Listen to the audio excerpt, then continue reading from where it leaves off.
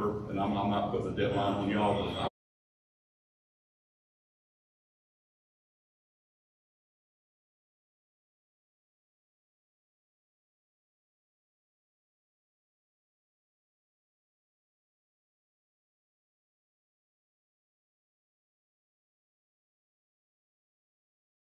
Anything about that? I don't know off the top of my head. I'll have to revisit that. I remember you bringing it up, and in the meantime, I've talked to her about it, and I don't know if she got an answer or not. But I remember it, and you know. Well, I promise my people I'm gonna be here today, next month, the following month, until we get an answer or whatever decisions we got to make. Because we need to figure out how to get insurance to cover the people that are volunteering, the directors whose names are on all this stuff. We just need a policy somehow. And if the county can help us, we just need to have an answer as soon as we possibly could. Thank you. Umbrella policy would be virtually, do they cover that with our insurance? All the county offices are covered. Well, that is a county building. It's a county building. Is it a county? He's asking that the board of directors that kind of lease or whatever the building that the county owns be covered under the county insurance, which right now they're technically not. It's just county employees. I don't know if it'd be the same or not, but I sit on the baseball board, and you know that's county property as well. But during baseball time, baseball season, the baseball board gets their own insurance, covers liability and stuff like that. I don't know if it just needs to be a policy in place to cover y'all, or does there have to be a separate insurance put in place, or what? I don't know. Yeah, generally, that's a separate type of insurance to cover board members, separate from our county insurance. So We were just talking about that with the sheriff's policy. Yeah. See, the fair does the same thing. Exactly. During fair time, they have their own insurance and all of that as well. So I don't know. And the sheriff policy, that's what we talked about, the sheriff policy. Can I ask you a quick question? Yeah. The fair, y'all own the fair building or the fair board? If somebody was using that fair building to have a show, does the fair board responsible if somebody gets injured also because their names are on all the paperwork, or is it just y'all?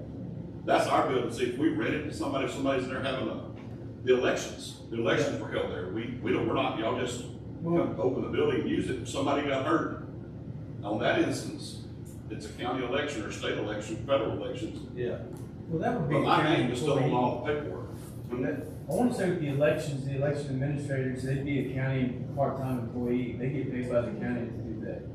But if someone's hurt at the building, who is gonna cover, who all's gonna be on the lawsuit if someone got hurt on the property? That's what we're talking about. We're not talking about us doing something wrong. We're talking about somebody getting injured on the property, falling on the concrete steps, slipping down. That's kind of what I was talking about in baseball. If a kid falls and breaks his leg out there or trips and falls, that insurance that the baseball board gets covers all of that. And that's what I was saying. I don't know if it's the same or not. And that's what we need to figure out. Yeah, you have to make sure it's written in the policy for liability. It's just like at the church, if somebody falls out there, we have to have coverage for that. Same thing for your building out there. So you gotta make sure this insurance comes in to cover the people, the board of directors, or if someone gets hurt, if they're paid. Yeah, So- they're trying to protect yourself. Yes, they are. Because they're all retired. But let me ask you, we have the Pennington Community Center. I know that we've got the building insured, but do we have a policy with them to cover their board? We don't. We don't? I don't believe so. I mean, it's not something that Friday doesn't have. That's the reason I was asking if Pennington already had it, why we just don't add the Friday bunch to it, but. No, Mr. Anderson was the first person to kind of bring it up last year. We looked into it. The current insurance policy does not cover board members. You know, so if someone was to get hurt at a Friday event, obviously they sue the county because it's a county, building. And, our insurance would cover that. But what he's worried about is if someone names a board member specifically because they put the handle on the little wonky or something like that, something to kind of cover them so they wouldn't have to. I understand. Yeah. And Jeffrey talked to me about, there's the one we've been looking for. Rebecca, this deal with the Friday, community center, the board of directors, that Jeffrey came up and talked to us about, did you check on the insurance? Yes, yes. What's the story? TAC will not do, they have to be an employee of the county. Now, what happened? Have to be an employee of the county for them to do that. For us to cover that. So there's no policy that they'll write for No, the board of directors? no. They won't do it.